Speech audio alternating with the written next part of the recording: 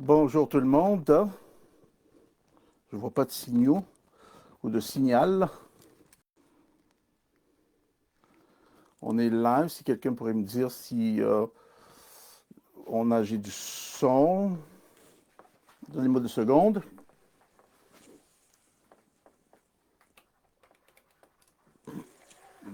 Un. Oh. OK, je vois que ça rentre. Excellent, génial. Bonjour tout le monde, bienvenue à Chemin de vie sans entrave, un autre partage, un autre moment que nous allons passer ensemble concernant la merveilleuse parole de Dieu. Il n'y a rien de plus important dans votre vie et dans la mienne d'être ancré dans la parole de Dieu et de s'identifier à la parole de Dieu dans tous les sens. Maintenant, je ne veux pas dire d'être capable de s'associer à la parole de Dieu. C'est une chose de s'associer à la parole de Dieu, il n'y a rien de mal à ça, mais de la vivre, de la laisser nous pénétrer et changer notre état, c'est la seule façon, frères et sœurs, d'arriver à littéralement renouveler vos pensées. C'est en laissant la parole de Dieu faire ce qu'elle a à faire dans notre âme et de changer littéralement notre perspective.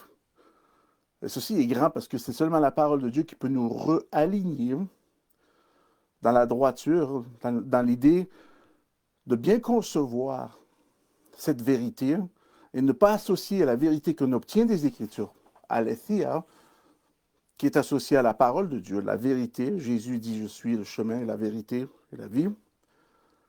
De prendre cette vérité que nous obtenons de Jésus-Christ, notre Sauveur et Seigneur, qui représente l'entièreté de toute chose qui existe, et visible et invisible,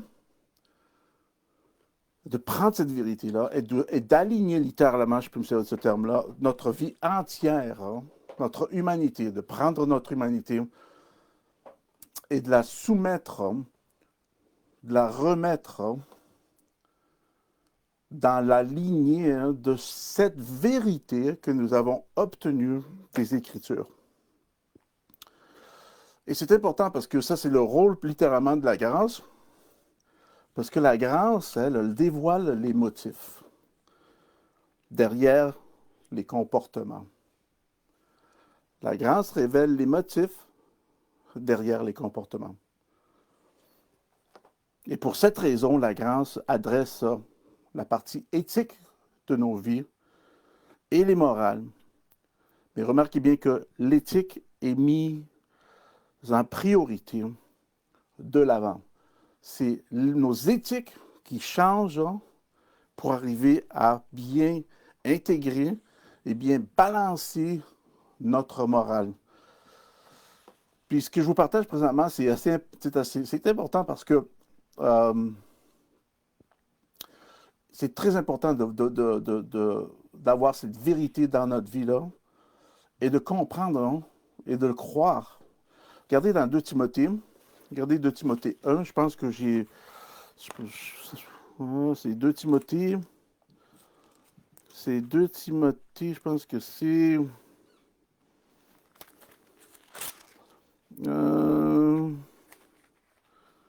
2 Timothée 1, je pense que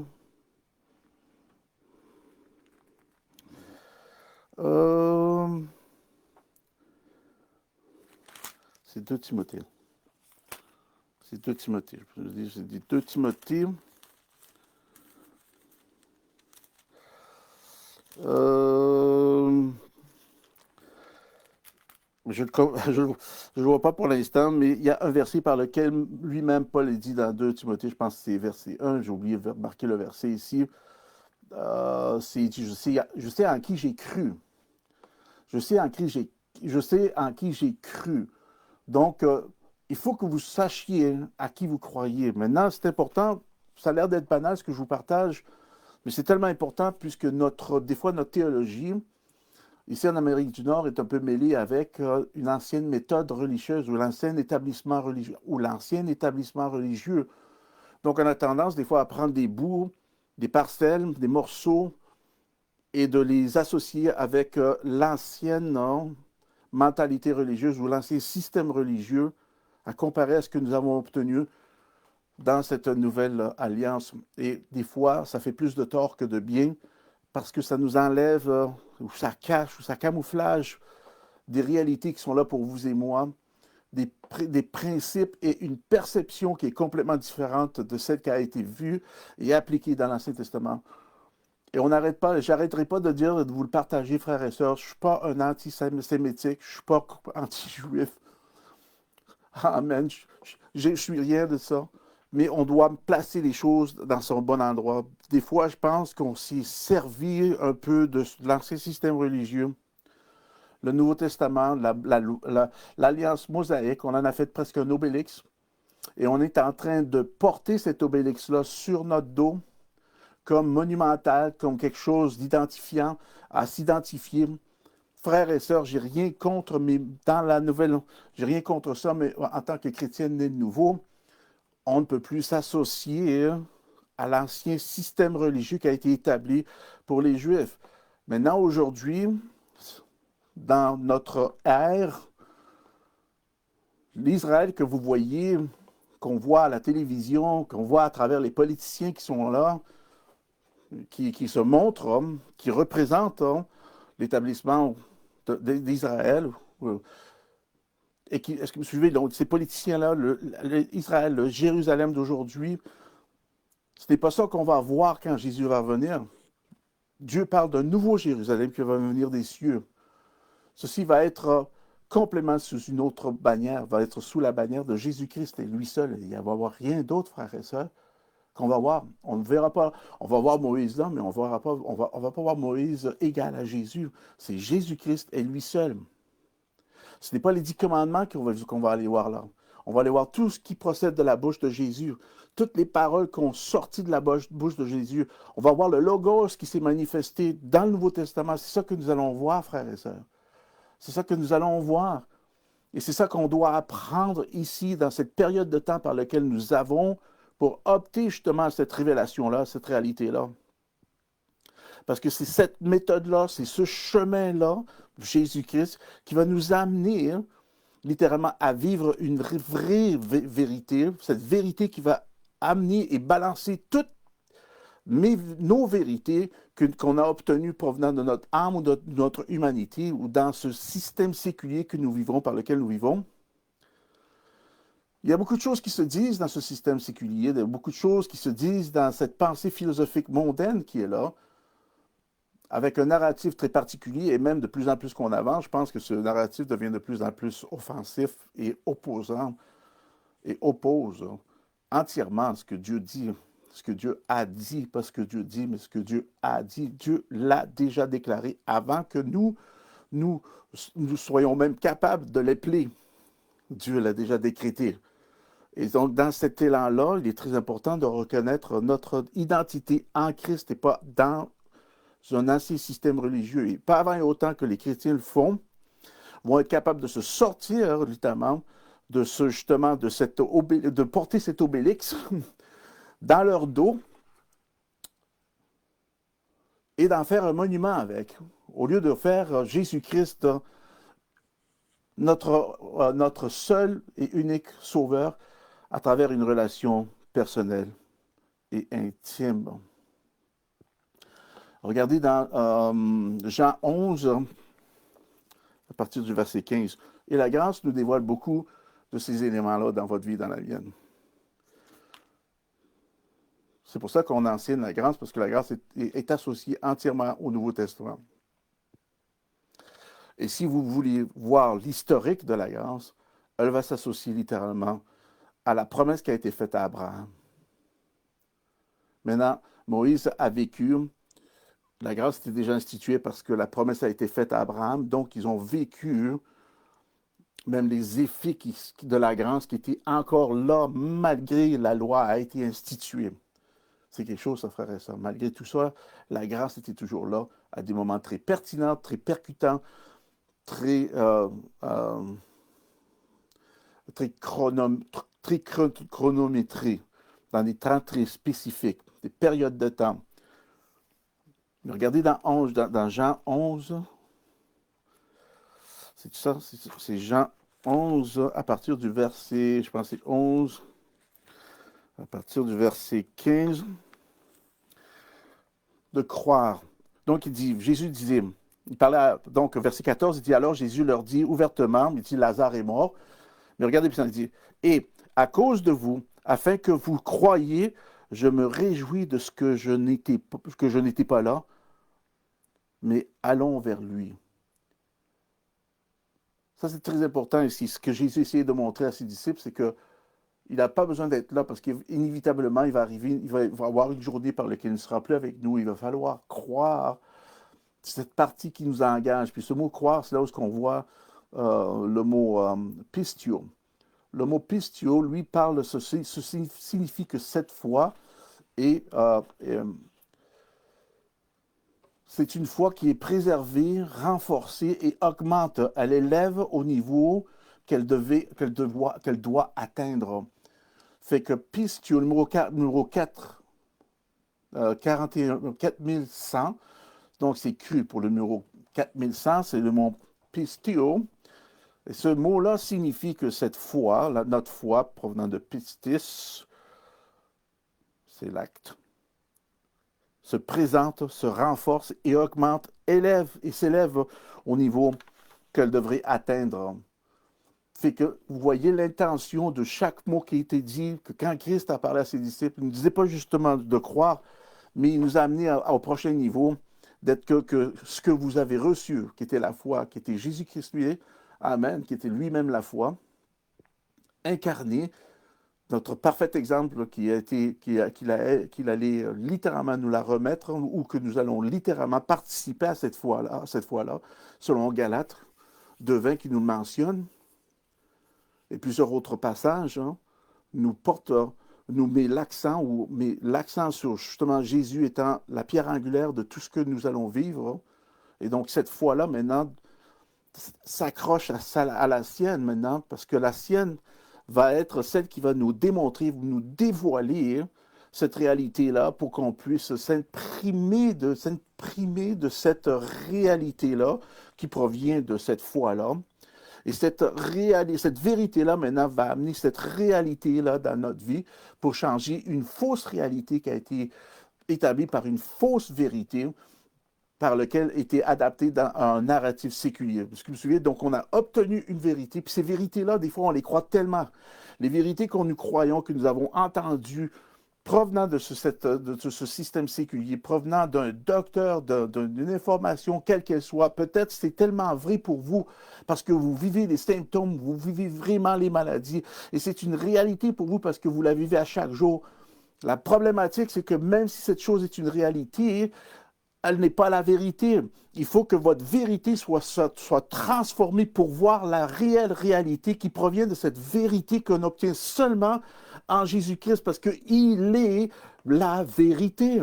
Et c'est cette vérité, comme je vous dis à l'effet, qui va amener, redresser ce qui a redressé, effacer, déraciner s'il faut, ces faux narratifs, cette fausse vérité qui a créé une fausse réalité maintenant, basée sur une fausse narrative. Maintenant, la vérité que je vais obtenir de l'écriture provenant de Dieu, elle va éveiller ma conscience, elle va ouvrir mes yeux, comme dans le livre d'Éphésiens dit, ouvrir mes yeux spirituels. Ah, quel grand mot! Maintenant, nous avons cette perspective spirituelle dans le domaine spirituel parce que nous sommes esprits. Et la foi est l'élément par lequel maintenant va nous faire voir. C'est ce conduit maintenant qui nous fait voir cette réalité maintenant dans le domaine spirituel comme une vérité. Et cette vérité que nous voyons dans le domaine spirituel va se transformer dans ma vie en une réalité. Amen. Amen. Faut pas que je m'excite trop parce que j'ai beaucoup de versets à partager avec vous. Amen. Regardez le 13e chapitre, Jean 13. 13 à partir du verset 19. Il dit, dès à présent, je vous le dis, Jésus dit. Je vous le dis, excusez, dès à présent, je vous le dis, avant que les choses arrivent, afin que lorsqu'elles arriveront, vous croyiez à ce que je suis. Wow! Avez-vous entendu cette révélation-là? C'est la même chose que je vous disais. Les choses par lesquelles nous avons cru, établi une vérité selon un concept, selon selon le système séculier, selon une philosophie mondaine par lequel maintenant vous et moi, nous avons été complètement saturés, absorbés, marinés et poussés. On a poussé dans ça. Donc c'est évident que vous et moi, même moi et vous, nous avons besoin de travailler, dans le sens, quand je dis de travailler, de permettre de nous exposer à la parole de Dieu pour qu'elle puisse animer, elle vienne et animer une vérité par laquelle qui va complètement changer ma réalité. N'oubliez pas que maintenant, on a une réalité parce qu'on a absorbé ou cru à une vérité. Ça, c'est grand, ça, frères et sœurs. Chaque défi dans votre vie et dans la mienne, non, est à cause de quelque part vous l'avez cru. Et parce qu'on l'a cru, cette croyance qu'on a cru est devenue notre réalité de ce qu'on a cru.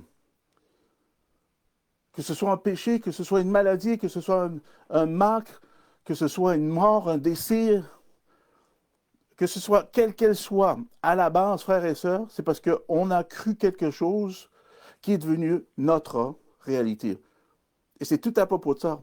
Mon âme, maintenant, contribue l'information et ma connaissance à cette réalité-là qui a été fabriquée par une vérité provenant d'un système séculier et d'une philosophie mondaine.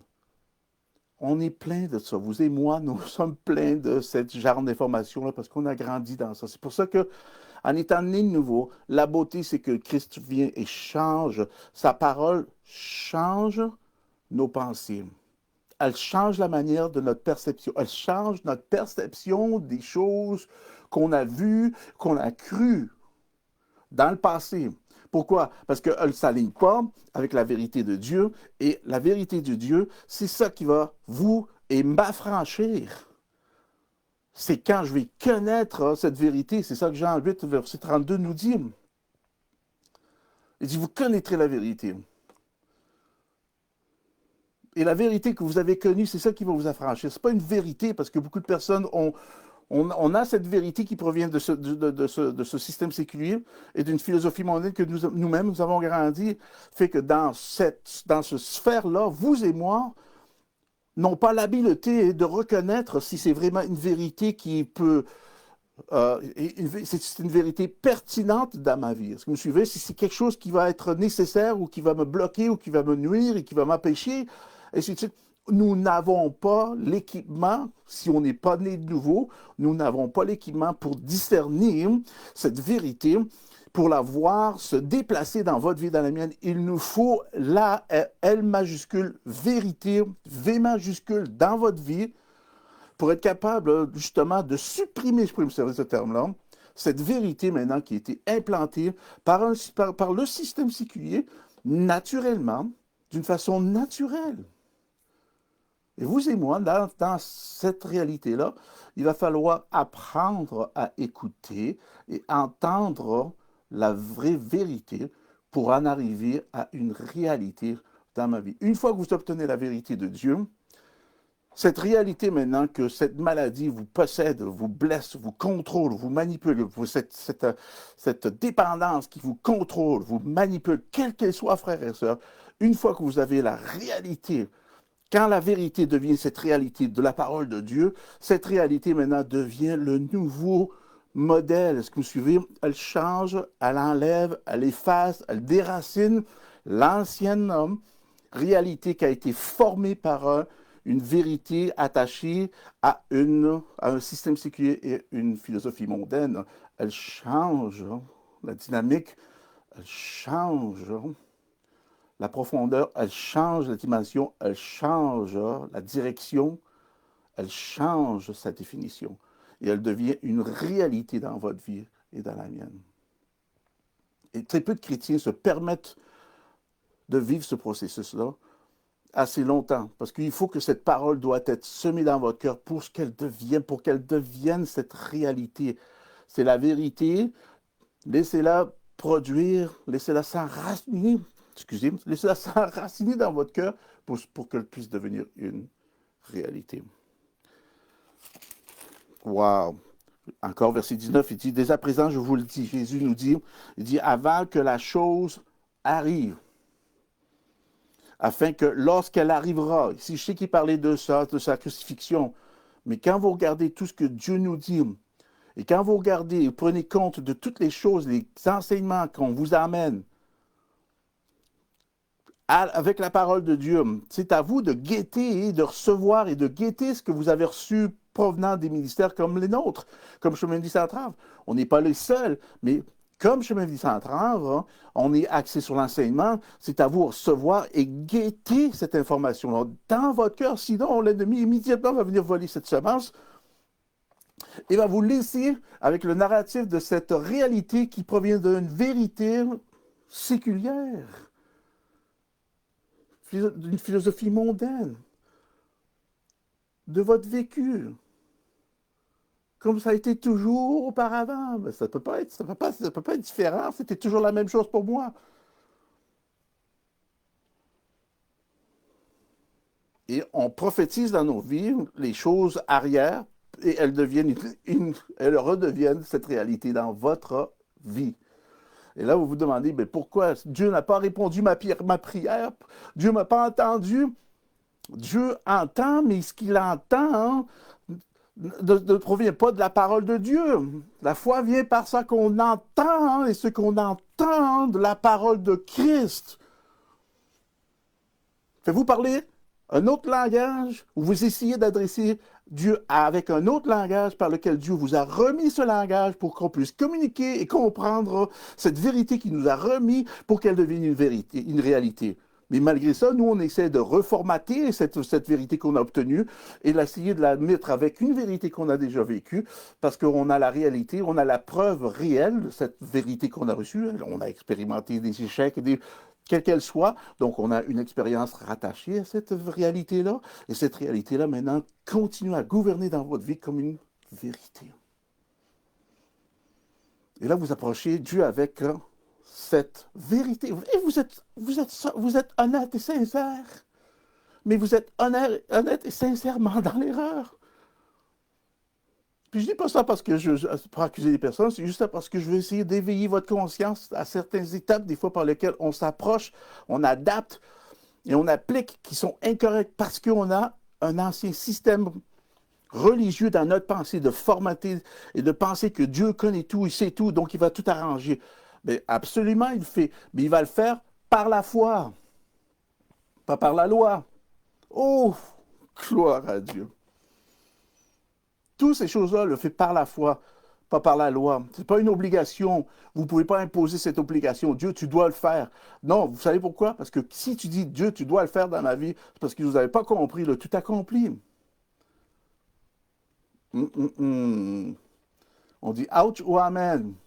Mais ceci est nécessaire d'entendre, frères et sœurs. C'est des choses qui sont importantes à entendre dans votre vie et même dans la mienne. Regardez 14, 29, Jean 14, 29.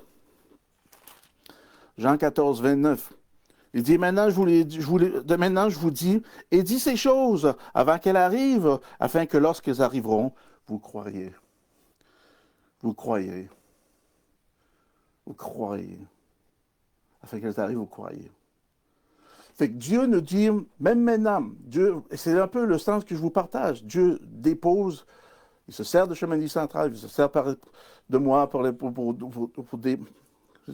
Je dis ça humblement parce qu'on n'est pas les seuls, mais je dis aujourd'hui, si vous êtes à l'écoute avec moi, Dieu va se servir de nous.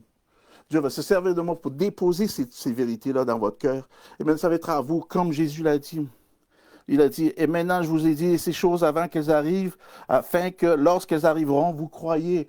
Fait que des fois, nous déposons des choses dans votre vie afin que vous croyiez avant qu'elles arrivent, pas pendant qu'elles arrivent. Ce que vous voyez, donc, avant qu'elles arriveront, vous croyez. C'est toujours une prévention. Je vous partage ces choses-là parce que moi-même, je sais que j'ai vécu dans ce domaine. Puis je ne suis pas sorti de là. Comme j'ai dit, j'ai quitté le port, mais je ne suis pas arrivé à ma destinée. Au moins, on a quitté le port. Puis certains d'entre vous ont quitté le port, fait que vous comprenez ce que je vous partage. Vous comprenez l'essentialité de cette vérité qui est essentielle Parce que sans cette vérité-là, la réalité va s'effacer dans nos vies. La réalité de ce qu'on vit va s'effacer si la vérité, la vérité de la parole n'est pas continuelle dans notre vie. La réalité va s'effacer. Nous allons avoir la difficulté parce que la réalité que nous avons vécue avant que nous soyons nés nouveaux, et même maintenant dans cette ère, parce qu'on est entouré de distractions à tour de bras. Si je n'ai pas, et on entend continuellement une vérité qui provient, elle bombarde, elle bourdonne dans votre tête, dans votre cœur. Et elle est continuellement autour de vous, au travail, dans la maison, à la télévision, dans la radio, partout. Man. Elle est là, là. C'est que si vous ne portez pas attention à la vérité qui provient de la parole de Dieu, cette réalité de ce que vous vivez va avoir tendance à se diluer. Est-ce que vous suivez, frères et sœurs? Et là, on va avoir la difficulté à s'identifier à cette réalité-là parce que nous n'avons pas l'entière révélation de la vérité qui provient des Écritures. Wow! Fait que j'ai ces mots ici en arrière parce que on adresse la vérité. Comme j'ai commencé la semaine dernière à adresser ces 3 mots, j'avais des notes que je voulais vous partager, puis je ne les avais pas en main, fait que ça n'a pas donné. J'avais un peu de difficulté à vous les partager, parce qu'il y a des révélations très pertinentes et très spécifiques pour chacune de ces dimensions-là. Pour vous et moi, ça là, on peut dire c'est du grec ou du chinois. Mais quand on lit les textes originaux, ces 3 mots-là ont un impact important dans les Écritures, dans le contenu de dans le contenu du contexte que nous lisons. Pour vous et moi, ces mots-là, toujours, on a un mot dans le français pour ces mots-là. C'est soit justice, justifiée. Et pour vous, justice, justifiée, toujours sonne comme une chose qui est traitée c'est une chose judiciaire. Il y a toujours une association judiciaire qui est attachée à justice, justifiée. Et on est très limité. Mais quand nous ouvrons, et quand nous commençons à regarder les mots dans le grec, comme dikaios, dikaiosuni et dikaio, ces 3 mots-là sont des mots clés qui portent leur propre identité et qui, dans le sens, ça porte leur propre identité à une grande échelle qui implique l'état de votre vie en relation avec celle de Christ. Fait que ces mots-là sont archi importants pour vous et moi, frères et sœurs. Mais c'est dur de l'expliquer parce que c'est pas tout le monde qui comprend le grec. Fait que quand vous lisez peut-être le livre de Romains, Corinthiens, Galates, Éphésiens, Hébreux, et que vous entendez qu'on est justifié, des fois on a tendance à ne pas avoir la plénitude de cette révélation-là parce qu'il peut y avoir 3 différents termes, hein, dikaios, dikaiosuni et dikaio, qui utilisent pour ce verset-là, et chacun d'eux, comme j'ai dit, ont une définition très particulière qui nous ramène la réalité de notre identité. Et c'est pour ça que ces mots-là sont importants. Parce que cet aspect de la justice, c'est elle qui va garder la réalité de qui vous êtes en Christ. Est-ce que c'est important? C'est archi important. Wow, je voudrais aller tellement loin avec ça, mais je veux continuer dans les sens de l'importance de capturer. Frères et sœurs, vous devez de capturer la vérité des Écritures, malgré les tonnes d'informations qui semblent être vraies, véritables, provenant d'un système séculier dans votre vie. Il va falloir faire le triage, il va falloir apprendre. Vous allez apprendre. C'est pour ça qu'on enseigne la grâce, frères et sœurs.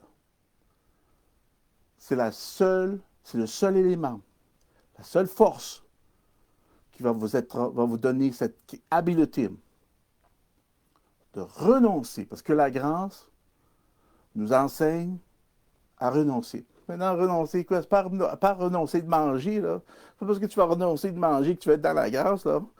Il va te manquer de la graisse, pas de la grâce, là.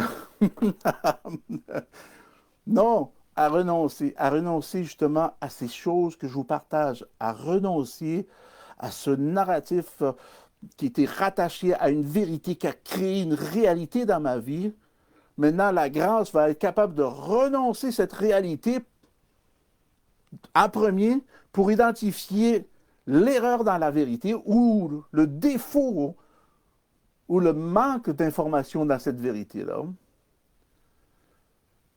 En obtenant la parole, parce que la parole de Dieu est vérité. La Bible dit dans Jean, il dit, il est le véritable. Il est le véritable. Vous ne pouvez pas vous tromper, frères et sœurs, malgré que même si les docteurs vous disent vous en avez 3 jours à vivre. J'ai entendu des cas par lesquels, une fois qu'ils ont saisi la parole de Dieu et ils en ont fait une réalité, est-ce que vous me suivez?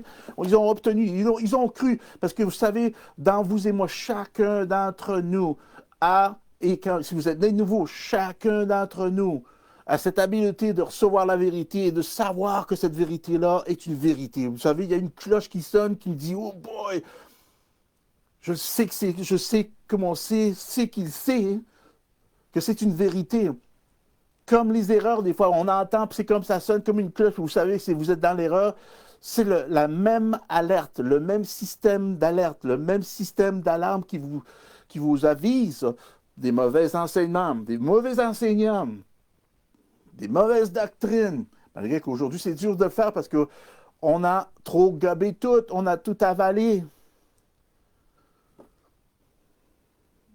Parce que ça vient de la parole de Dieu. Vous savez, on peut twister ce qui est dit dans la parole de Dieu pour plaire un narratif. Comme... Oh boy. Là, j'ouvre une parenthèse parce que je vais revenir à ça, puis je vais revenir à mes versets que je vais vous continuer à partager. Je n'ai pas perdu le fil, c'est juste que je vois maintenant une porte s'ouvrir, puis j'aimerais peut-être la prendre et faire une parenthèse. Comme de penser comme Israël et encore la prunelle de... Il faut que vous m'écoutez, frères et sœurs, s'il vous plaît, je ne suis pas antisémitique, je ne suis pas anti-juif, amen. J'ai rien de ça rien de ça coule dans mes veines, ce n'est pas ça. Je ne suis pas anti-juif, je suis pro-Jésus-Christ. Amen, je suis pro-Jésus-Christ. Il faut réaliser maintenant, c'est ça qui arrive, c'est que, je vous dis, je l'ai dit au début, j'ai dit ce qui nuit vraiment le corps du Christ dans notre ère, c'est parce qu'on est en train encore de se faufiler, de se ficeler, même je dirais, de se ficeler avec l'idéologie, le concept d'un ancien système religieux et de l'adhérer avec ce que nous vivons présentement à travers du Nouveau Testament. Ça ne peut pas, ça ne marche pas, frère et sœurs. Ça ne peut pas et ça ne marchera jamais. On ne peut pas prendre les deux alliances et les amener parce que Jésus a mis terme à tout ce qui s'est fait avant qu'il arrive. Quand Jésus-Christ est arrivé, tout a terminé et tout débute de lui. Tout débute avec Jésus et lui seul. Il n'y a plus d'alliance maintenant, c'est un Nouveau Testament que nous avons. Ce Nouveau Testament qu'il nous a donné, qui lui-même a dit, je vous donne, il a donné 2 commandements maintenant. Ces 2-là maintenant, on peut les retrouver avant même l'Alliance mosaïque. Oh, bon, laissez-moi vous montrer. Je vais vous montrer le vrai Israël. Comme je dis, ce n'est pas le Israël que nous voyons dans les nouvelles. Nous voyons les politiciens qui représentent Israël, qui viennent à... Est-ce que vous me suivez? C'est très important parce que maintenant, nous faisons... Comme j'ai dit, on en a fait un obélix, on le porte, puis on dit, oh, voilà, voilà. Puis on sent... Et on porte ces emblèmes d'une chose qui n'existe plus dans la Nouvelle Alliance. Et c'est là ce que je vous dis, parce que on est encore sous le choc, ça doit être un choc, ou soit encore sous l'effet de l'ancien système religieux. Et on n'a pas adhéré à 100%, frères et sœurs, on n'a pas adhéré à 100% dans la pureté du Nouveau Testament qui est Jésus-Christ et lui seul. Lui seul. On parle de Jésus, mais on parle de plein d'autres choses, et on ajoute plein d'autres choses, comme Pierre voulait ajouter. Rappelez-vous quand il y a eu la transfiguration, Pierre était là, il n'en revenait pas. C'est une chose miraculeuse que Pierre a vécue. Une chose que Imaginez-vous la transfiguration. Il s'est métamorphosé. Tous ces atomes, son corps, sa fabrique s'est transformée, s'est changée. Et on peut seulement le déclarer comme une gloire. Parce que c'est le seul terme qui peut-être peut nous associer à cette réalité qu'ils ont vue de Jésus.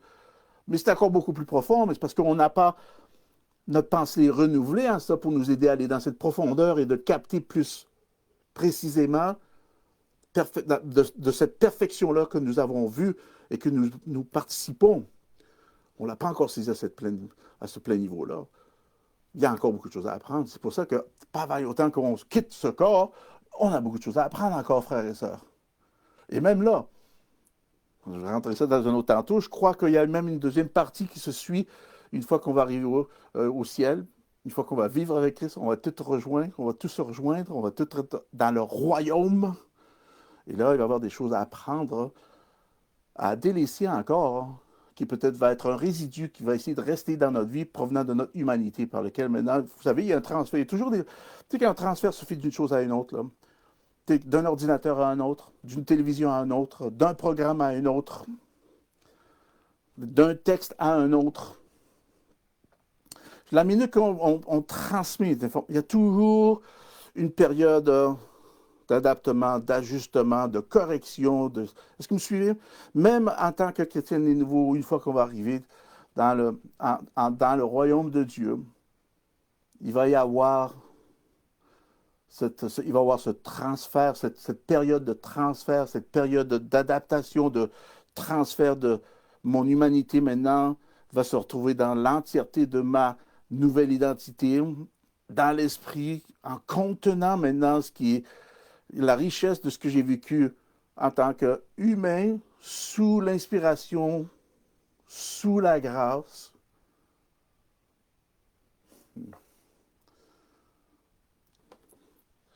Puis apprendre des choses que nous avons peut-être rêvé et maintenant que nous allons peut-être être capables de le faire et de le voir, de le faire, et on va peut-être hésiter à vouloir essayer de le faire et d'essayer d'apprendre à faire ce qu'on peut faire maintenant dans le domaine spirituel, des choses que nous ne pouvons jamais faire ou accomplir dans le naturel, parce que notre corps ne peut pas arriver à ce terme-là. Maintenant, ça va être une autre paire de manches. Je m'aventure un peu trop, même. C'est juste pour vous laisser savoir qu'il y a, dans le sens, ce que j'essaie de vous dire, c'est qu'on va apprendre, apprendre et apprendre. Et amen, parce qu'il y a une beauté à apprendre. Il y a une, en tout cas, je n'ai pas les mots encore qui sortent de ma bouche, là, mais c'est énorme. Hein. Les choses à apprendre vont être énormes. Hein, et ça va être époustouflant, magnifique, glorieux, ces choses-là que nous allons vivre durant cet apprentissage-là. Fait que c'est quelque chose à vraiment d'anticiper. C'est pas quelque chose que, oh non, j'ai pas. Non, c'est une chose qu'on a tous hâte. Et vous allez avoir hâte. C'est comme si quand on apprend quelque chose, puis tu as hâte à la prochaine chose, parce que les choses vont venir. Mais ça aussi, en tout cas, il y a... Non, je ne vais pas rentrer là-dedans, parce que c'est une autre fenêtre que je vais ouvrir. Bon, pour vous laisser savoir qu'il y a un autre Israël, regardez dans Matthieu 21. Matthieu 21. Combien de temps qu'il me reste? Ok, je vais essayer de faire ça vite, parce que ce n'est pas...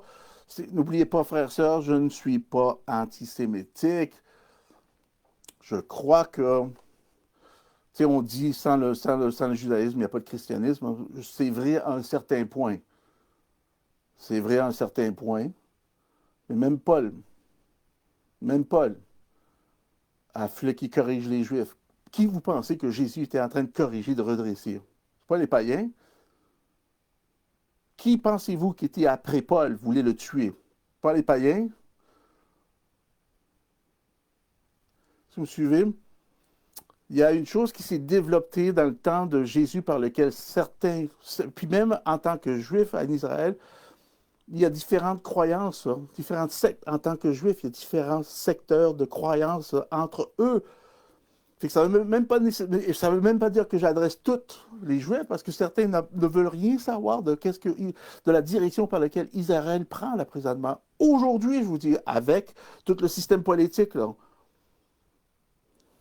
Fait que même dans ça, il y a différents endroits par lesquels c'est différent. Comme les chrétiens, hein, aujourd'hui, maintenant, ce qui vraiment ressort le plus, là, c'est maintenant, on remarque à quel point les dénominations, maintenant, font plus de tort que de bien. Parce qu'on n'arrête pas de se combattre, on n'arrête pas de se battre, on n'arrête pas de se chicaner. Comment est-ce que vous voulez qu'on adresse les choses pertinentes au monde, hein, si le corps du Christ en lui-même, hein, se mord, puis la Bible dit, arrêtez de vous mordre, arrêtez de vous dévorer, arrêtez de vous... Mais, mais on n'arrête pas. Parce que l'humanité, hein, le côté humain est encore là, très prononcé. Vous serez surpris à quel point, encore, comme je le dis, que des dénominations très grandes et qui a l'air très prospères ne marchent pas dans l'esprit. Fait que tout ce qu'ils vivent devienne la réalité, hein, la vérité qu'ils obtiennent, mais à travers d'un vécu séculier, à travers d'un système séculier. Fait qu'ils impliquent la parole de Dieu, cette vérité-là, à l'appliquant au système séculier, et ça devient leur réalité. Le seul problème avec ça, c'est que quand tu arrives et tu appliques cette vérité-là dans un système séculier, la majorité du cas, on va avoir tendance, le chrétien va avoir tendance à adapter, à modifier ce qu'on a obtenu quand c'est impliqué dans un système, un système séculier. Il va falloir que tu l'adaptes parce que sinon, c'est pas tout le monde qui va le recevoir. Donc, parce que c'est pas tout le monde qui va le recevoir, on essaie de, tu sais, puis là, on va se servir de l'amour. Dieu est appelé amour, puis c'est vrai. Mais on ne compromet pas la vérité par cause de l'amour. C'est pour ça que même Éphésiens nous enseigne, hein, qu'on enseigne avec l'amour. En voulant dire, tu enseignes, hein, mais ton amour est là. Et c'est ton agape qui est là. C'est cette partie spirituelle par laquelle te permet, si je peux m'observer même ce terme, de tolérer les intolérances, hein, qui sont tolérées dans un système séculier. Et donc, de notre bord, de tolérer cet amour-là, en étirant nos mains, et être à l'écoute et être attentif de ce qui se passe, pour être capable de leur donner et de leur faufiler une vérité, hein, la parole de Dieu, qui va changer, hein, leur réalité. Wow! Gloire à Dieu. Vous me suivez? Fait que oui, fait qu'il y a différents sectes, comme maintenant dans nos églises, il y a différentes dénominations, mais il y a une vérité qui est là. C'est pour ça que je vous dis que la grâce, c'est le message de la fin des temps, parce qu'on va tous se regrouper autour de la grâce, parce que c'est la seule chose qui va nous maintenir, elle va nous enseigner à renoncer. Et il y a beaucoup de choses à renoncer, frères et sœurs. Vous serez surpris à quel point mais c'est rien de mal. Toutes ces choses qu'elle va nous montrer à renoncer sont des choses que même pour la majorité du cas, vous le savez que vous devez arrêter et changer et le faire. C'est juste que la grâce va l'initialiser. La grâce va vous le remettre, hein, va vous le présenter en amour. Va pas vous dire, si tu ne fais pas ça, tu es dehors, tu es out.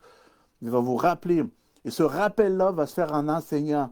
Fait que c'est à vous. Vous allez arriver à terme, parce que la grâce, elle nous enseigne. Donc, vous allez arriver à terme. Ça va être une chose qui va être connue et crue de votre part pour adhérer à cette vérité qui va amener cette nouvelle réalité. Matthieu 21, j'ai tellement de choses, il faut que je... Matthieu 21. Matthieu 21, je voulais vraiment arriver à quelque part avec vous, je vais essayer de voir, je ne sais pas si... En tout cas. Matthieu 21, 33 et 34. Excusez, Matthieu 21. Matthieu, c'est ça, j'ai dit, Matthieu 21. On va commencer à partir du verset 33. Regardez ça. Écoutez une autre parabole. Il y avait un homme, un maître de maison, qui planta une vigne. Il l'entoura d'un haie et il creusa un passoire et bâtit une tour. Puis il enferma à des vignerons. Puis il afferma les vignerons et quitta le pays. Lorsque le temps de la récolte fut arrivé, il envoyait ses serviteurs vers les vignerons pour recevoir le produit de sa vigne. Les vignerons s'étaient assis, étaient saisis, le vigneron s'étant saisi de ses serviteurs, battirent l'un, tuèrent l'autre et lapidèrent le troisième. Ouais. Est-ce que vous voyez maintenant, c'est l'image. On continue dans l'image que Dieu, Jésus, le Père a envoyé son Fils, le Fils a établi son royaume, et maintenant que le royaume s'établit, il y a une guerre qui se fait ici, sur cette terre, ok, que tout le monde veut essayer d'arracher leur tête. Comme je veux dire, comme même dans les dénominations, on est en train de se battre un et l'autre, justement, parce qu'on n'est pas quoi. On parle en lac, je ne crois pas aux guérisons, ça c'est ici, ça, puis tout ça, là, on oublie que cet aspect-là, que même s'il y a des accords sur la théologie, on devrait s'accorder à l'application des Écritures. Gloire à Dieu. Verset 36, il envoya encore d'autres serviteurs, un plus grand nombre que les premiers. Le vigneron les traitèrent de la même manière. Enfin, ils envoyèrent vers eux son fils en disant, ils auront du respect pour mon fils. Mais quand le vigneron, qui est le vigneron? Qui est le vigneron? Faites votre recherche, frères et sœurs. Faites-les. Le vigneron ici, c'est Israël. Faites votre recherche. Allez-y fouiller. Ça, quand ils disent qu'ils parlent du vigneron, ils parlent d'Israël. Mais quand le vigneron vire le fils, il dira entre eux, voici l'héritier, venez tuons-le et emparons-nous de son héritage. Et ils le saisirent, voyons, et ils se saisirent de lui, le jetèrent hors de la vigne et le tuèrent. Maintenant, lorsque le maître de la vigne viendra, que fera-t-il à ces vignerons? Et c'est un peu l'histoire ici, parce que si vous faites votre recherche, vous allez voir que le vigneron, s'il parle d'Israël, qu'est-ce qui est arrivé? C'est exactement ça qui est arrivé. Et à ce jour-ci, frères et sœurs, maintenant, je vais dire une chose, encore, je ne suis pas antisémitique, mais il faut placer nos œufs dans le bon panier. Il faut arrêter de jouer aux chrétiens, ou il faut arrêter de jouer à ça. Ce n'est pas un jeu, là. C'est sérieux.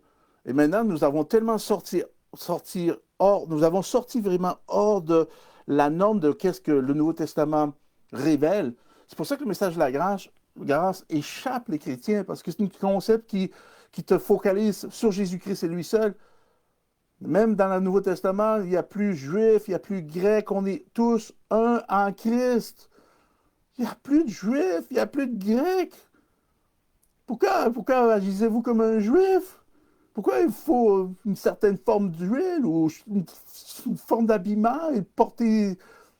C'est parce qu'on a adhéré à une philosophie, une doctrine d'homme qui s'est infiltrée dans l'Évangile par lequel maintenant, même Paul était un juif, il parlait aux juifs pourtant. Puis lui-même, il disait, c'est fini, là, le juif, le grec, païen, on est tous un en Christ, c'est là. L'Église maintenant, l'Église, c'est le peuple de Dieu. L'Église, c'est tous ceux qui ont accepté le Seigneur Jésus-Christ. Le peuple de Dieu. Mais nous, on pense que le peuple de Dieu inclut les Juifs et que les Juifs, ils ont une passe, comme s'ils ont une passe blanche, tu sais, une passe, un passe-partout. Non, parce qu'ils ont besoin de Jésus. Puis tout le monde le sait, ça, mais on est encore dit, oh, ouais, mais ça, c'est les choisis de Dieu. Non, c'est pas les choisis de Dieu, c'est plus les choisis de Dieu, parce qu'ils les ont rejetés. Matthieu, ici, on vient de le lire. C'est vous, moi, tous ceux qui ont accepté le Seigneur Jésus-Christ. Ça, c'est le peuple de Dieu. Alors, je sais que ça va friper des personnes, là, parce que, et encore, je ne suis pas antisémitique. Je crois que mes Juifs, là, c'est mon frère aîné, mais qui a besoin de Jésus, comme je dis. Il a besoin d'être sauvé. Je respecte la lignée, la descendance, tout ça. Mais il y a un changement, il y a un shift qui s'est fait maintenant. Et c'est tout à propos de Christ. C'est pour ça que toutes les personnes Remarquez bien, tous ceux qui enseignent l'Ancien Testament et qui sont encore sous l'ancien système religieux, qui regardent encore comme l'Alliance mosaïque comme l'essentiel, l'important à lire et à maintenir, les 10 commandements et tout le kit, là, toutes ces personnes-là sont toutes des adorateurs de Juifs. Ils aiment tous les Juifs, puis tout ce qu'ils acceptent, ils disent... Puis c'est pour ça qu'il y a un si grand mélange dans le corps du Christ. Je ne suis pas antisémitique. Je suis pro-Jésus-Christ. Excusez-moi de juste aimer Jésus-Christ.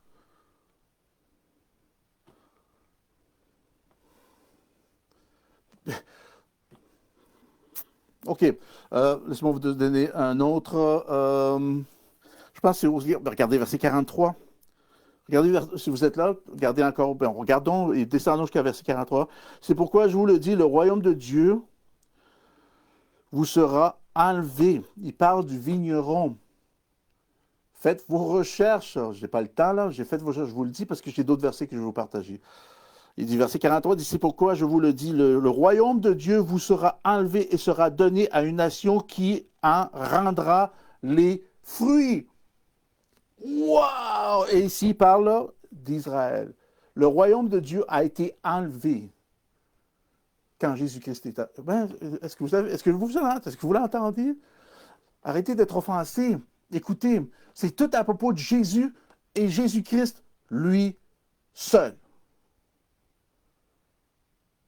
C'est pas une question, je le dis, combien de fois je l'ai dit, je vais continuer à le dire. C'est pas une question de race, c'est une question de grâce. Et là, vous venez en tant que chrétien, vous élevez le drapeau d'Israël, vous élevez ci, vous faites ci, puis vous êtes tout emballé dans le mouvement de tout ce qui se passe en Israël, puis quand on voit ici que le royaume a été enlevé et donné à une nation qui en rendra les fruits. Amen. Pourquoi? Pourquoi ça a été enlevé? Regardez Luc 10, 29. Regardez Luc 10, 29. C'est très simple, frères et sœurs. Puis ça n'adresse pas juste à Israël, ça s'adresse à tout le monde, ça. Luc 10, 29. Regardez Luc 10, 29. Pourquoi cette chose a été enlevée?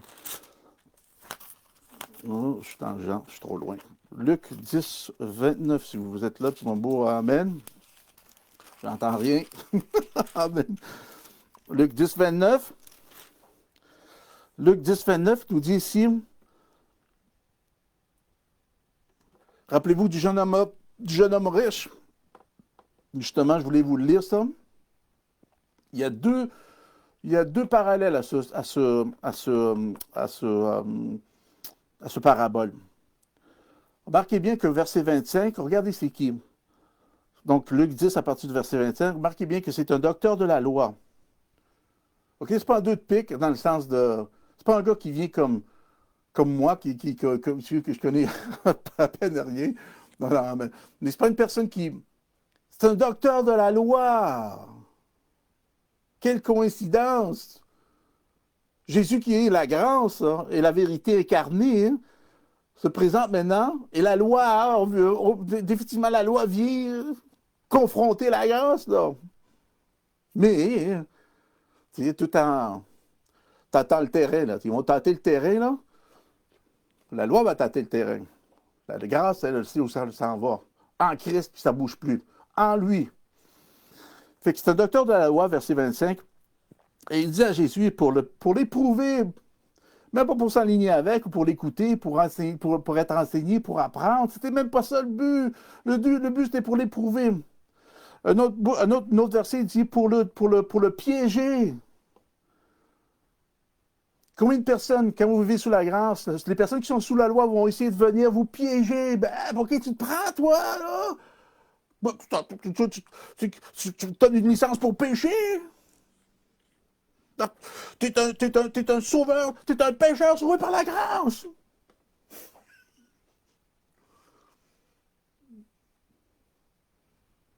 C'est ça que la loi va venir vous pousser quand elle est imbibée dans la vie de l'individu, la vie du chrétien. C'est pour ça qu'on a besoin d'être désintoxiqué de cette chose-là.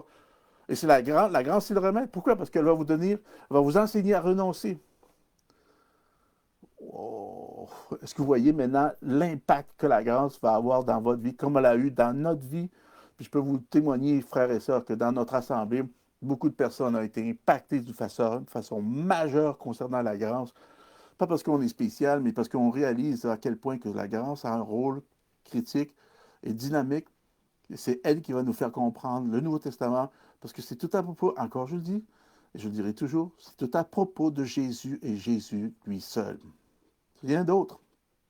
Pourtant, le monde va dire oui, amen, puis vous ajoutez la loi, vous ajoutez des perceptions qui sont rattachées à l'ancien système de la loi. Comme Pierre, on va bâtir 3 tentes. Une pour toi, Jésus, une pour Moïse et une pour Élie. Yeah! Faisons un party avec ces 3-là. Puis le père est venu intervenir puis arrêter tout ça. Il a dit là, il dit, mon fils, là, il est mon seul fils unique, là, lui, écoutez-le. Quand vous regardez dans le grec, quand vous lisez ces textes dans le grec, j'ai découvert qu'en lisant dans le grec, ce n'est pas seulement écoutez-le, il dit c'est mon seul et unique fils qui contient et maintient tout ce qui est de Dieu. Il est le seul que vous devez écouter. L'emphase était c'est lui et lui seul. En voulant dire que ce que Pierre a présenté, il était vraiment la représentation de notre humanité, la représentation même de nous, les chrétiens, dans cette ère, qu'on a tendance on veut toujours avoir Moïse, Élie, hein, la loi, les prophètes et Jésus. On veut les avoir les 3 ensemble. Et Dieu est venu, le Père est venu interdire. C'était presque comme en anglais, on dit un rebuke. C'était presque comme un arrêt, là, de dire arrête de dire ça. Lui, là, c'est le seul maintenant. À partir de là, c'est lui seul qui contient tout ce que je lui ai dit. Et il va faire tout ce que je lui veux faire. Et il contient tout ce que je lui ai donné. C'est lui. C'est comme tout arrêté là. Fait que puisque c'est une incapacité, comment est-ce que tu veux toujours enseigner le Nouveau Testament? Moi, je me dis, comment tu ne peux pas toujours enseigner le Nouveau Testament? Parce qu'il y a tellement de richesses à aller chercher là. Parce que c'est un travail qui va maintenant vous faire face et qui va vous confronter d'une bonne façon, pas de façon menaçante ou défiante, parce qu'elle va venir vous enseigner. Et si nous le voyons pour ce qu'elle est, la vérité, cette vérité-là qui va être enseignée, cette vérité va changer ma réalité. Complètement. Fait que vous voyez, ça a été enlevé. Il a été enlevé. Pourquoi 10-29? Parce qu'il dit, parce que Jésus lui répondit, qu'est-ce que je dois faire? Donc, continuons. Donc, que dois-je faire? Il dit, Maître, que dois-je faire pour hériter la vie éternelle? En premier, c'est la mauvaise question. Parce que le Christ, le Sauveur, était devant lui, puis il demande, comment je fais? Quoi d'autre je dois faire? Quelle autre chose que je peux faire ou ajouter dans ma vie pour hériter? Jésus-Christ, le Sauveur, Sautel qui avait amené Soteria est devant lui. Juste pour vous laisser savoir à quel point que la loi, frères et sœurs, peut nous aveugler tellement que nous ne réalisons pas la richesse de ce salut. Comme je vous ai dit, que la loi nous empêche de comprendre la richesse, la profondeur de Soteria, qui provient de Sautel. Et la preuve est ici parce que tu avais un docteur de la loi, une personne qui connaissait la loi là, de A à Z. Ce n'est pas un de pique, comme je dis ici. Là. Il savait, puis son plan, c'était justement pour l'éprouver, pour le piéger. Il est venu pour ça. Et c'est ça qu'il a dit, fait que lui, il demande, dit quoi faire? Regardez ce que Jésus lui dit. Gloire à Dieu, man. Jésus lui répondit, il dit, qu'est-ce qu'il est écrit? Il dit, regardez ça, il dit, qu'est-il écrit dans la loi? Il va se servir de la même chose par laquelle lui, maintenant, et écoute, c'est un docteur de la loi. Fait que Jésus va se servir du même véhicule, de cette même connaissance séculière. Il va se servir du même véhicule que le docteur de la loi se sert pour toute sa vie. Il va se servir du même véhicule pour lui enseigner une révélation qu'il va avoir de la difficulté à recevoir. Parce que la loi, sans les œuvres, les chrétiens vont se trouver à ne pas croire que ça a été accompli. Parce qu'il faut du tien, puis il faut que tu t'y mettes, là. Il faut que tu t'y mettes de toi, il faut que tu t'y mettes, là, tu sais. Regardez ça. Quel est écrit? Il dit, après ça, il dit, qui lis-tu? Ou une autre version dit, comment la lis-tu? Il demande, lui, il dit, comment tu lis ce que tu vois, ce que tu as lu dans la loi? Comment est-ce que tu l'as lu? Comment est-ce que tu la lis? Ah, il répondit, il dit, tu aimeras ton Seigneur de tout ton cœur, de toute ton âme, de toute ta force, de toute ta pensée, et ton prochain comme toi-même. Il a cité ça comme par cœur parce que cette secte-là, t'apprends ça dès la naissance. Jésus a dit, tu as bien répondu parce que tu as appris ça dès la naissance. C'est complètement correct ce que tu as dit. Mais est-ce que c'est en ligne avec ce que je veux t'amener, ce que je veux te remettre? Non. Wow. Il dit, tu as bien répondu, lui dit Jésus. Fais cela et tu vivras. Amen. Puis le mot vivra ici, c'est comme tu survivras. Amen. Tu vas être tu veux t'en sortir toi-même? OK, tu vas t'en sortir. Tu vas avoir plein de boss, malgré que tout le monde va avoir des boss, mais ça va être difficile parce que tu peux t'en servir. Et après ça, Paul nous révèle que ceux qui vivent sous la loi vont vivre sous la loi, ils vont produire des fruits sous la loi. C'est ça que Paul nous enseigne après dans Galates. Fait que si vous voulez vivre sous la loi, faites-le. Et vous allez voir tout à la sueur de votre front y arriver, frères et sœurs. Regardez bien ça. Mais lui voulant se justifier.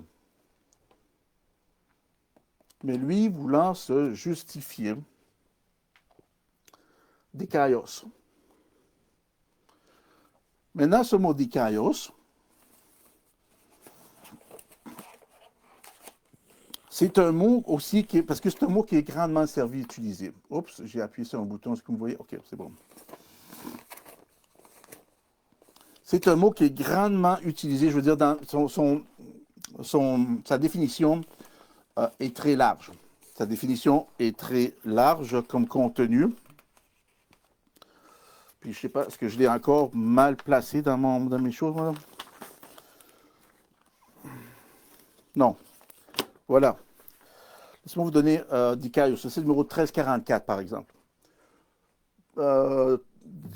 Excusez, c'est Dikaio. Dikaio.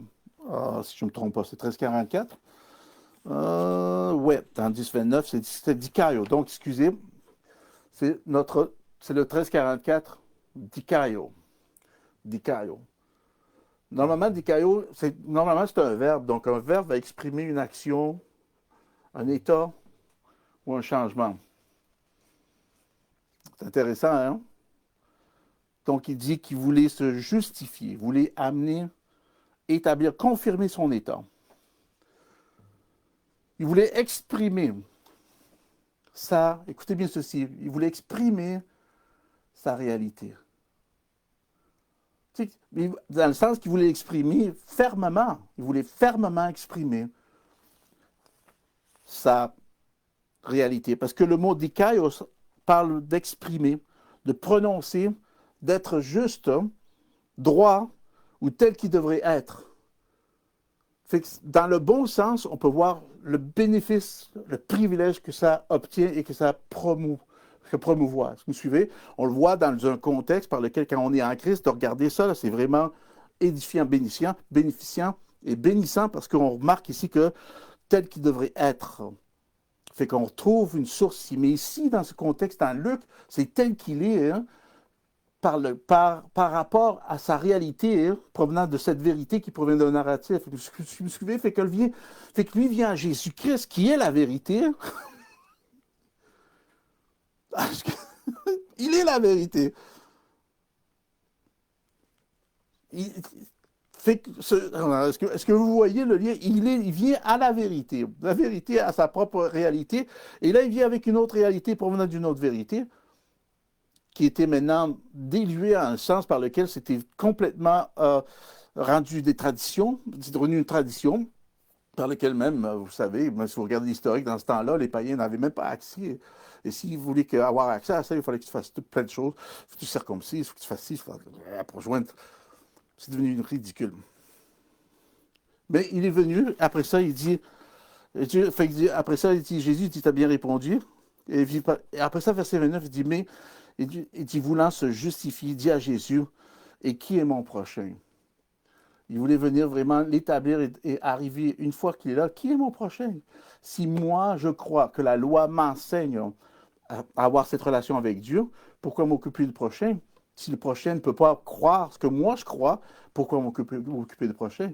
La loi nous bloque à vraiment répandre notre amitié, notre générosité que nous obtenons dans l'esprit. Ça, c'est un grand aspect de la grâce qu'on arrive, que dans cette générosité, pas dans le sens qu'on donne, mais on donne volontairement. C'est ça que je veux dire. C'est ça que je veux dire. Pour la cause, pour Dieu, parce qu'on le réalise. Pas par force, pas par obligation, mais c'est par une révélation, par une relation, provenant d'une relation. Fait que quand ça provient d'une relation et que tu donnes, le concept change complètement. Et ici, donc, il dit, pour se justifier, et il dit, qui mon prochain? Jésus lui a repris la parole et dit, un homme descendait à Jérusalem ou à Jéricho et tomba au milieu de... Il rentra dans une autre parabole que je veux éviter, je ne veux pas l'adresser maintenant parce que j'ai passé mon temps, mais juste pour vous montrer ici que, ici, comme je l'ai mentionné, Luc 9 était parce qu'ils se sont justifiés. La loi, le docteur de la loi, est-ce que vous voyez? Pourquoi on a lu dans Matthieu que le royaume a été retiré de eux? Parce qu'ils se justifiaient. Ils prenaient leur état par lequel ils étaient et par lequel ils se sont eux-mêmes rendus et en ont fait cette vérité qui produit une réalité pour eux. Mais quand ils sont venus à Jésus-Christ, qui est la vérité, ça n'a pas passé, frères et sœurs. C'est pour ça qu'après ça, ils rentrent dans un parabole très, très démarquant que je ne peux pas lire présentement maintenant. Regardez un autre, je vais terminer avec ce verset-là.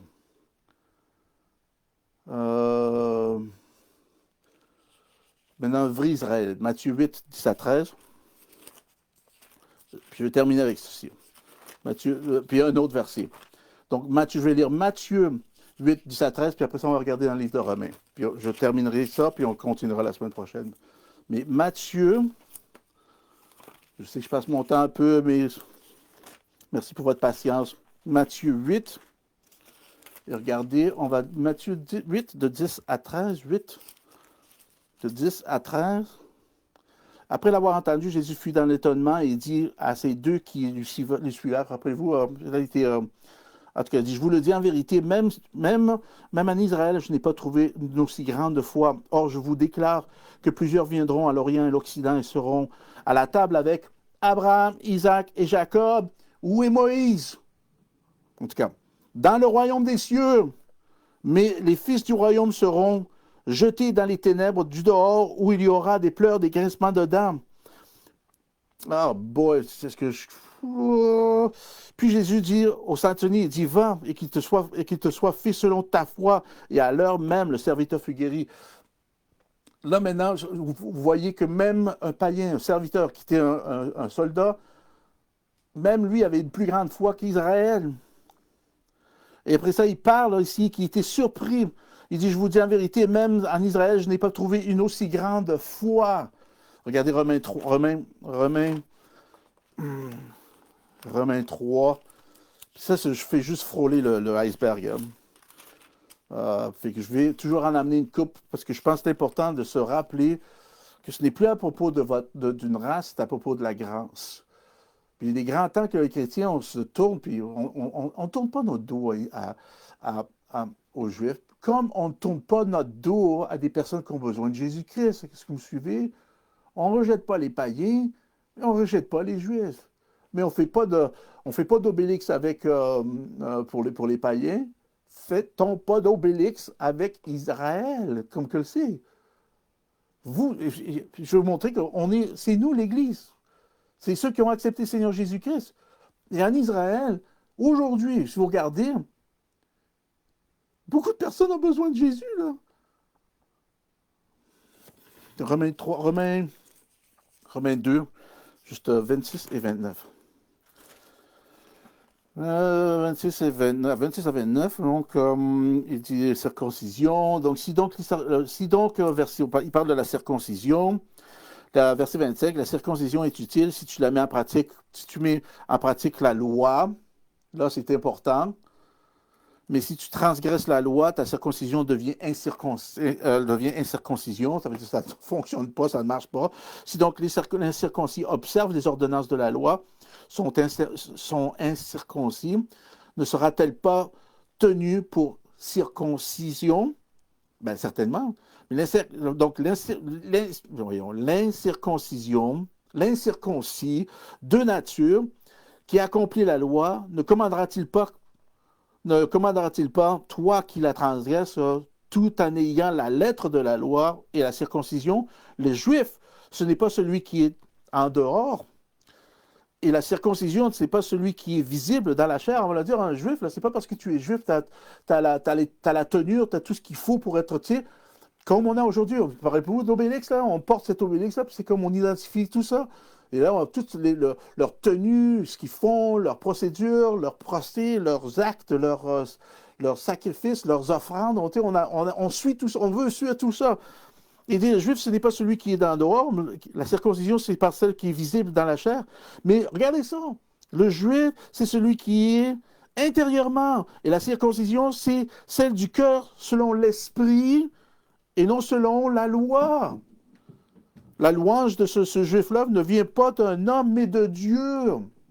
C'est pas dans le naturel, c'est dans l'esprit. Frères et sœurs, j'ai passé mon temps. Merci pour votre ténacité. Je dis un bon bonjour à tout le monde. On va s'y reprendre parce que c'est important de toucher ça. Comme je dis, je ne suis pas antisémitique, puis je ne promouvois pas d'être antisémitique. Je suis pro-Jésus. Je suis pro-Jésus-Christ. Amen. Fait que c'est juste à nous à remettre les pendules à l'heure parce que notre portée, notre regard est distorsionné, frères et sœurs.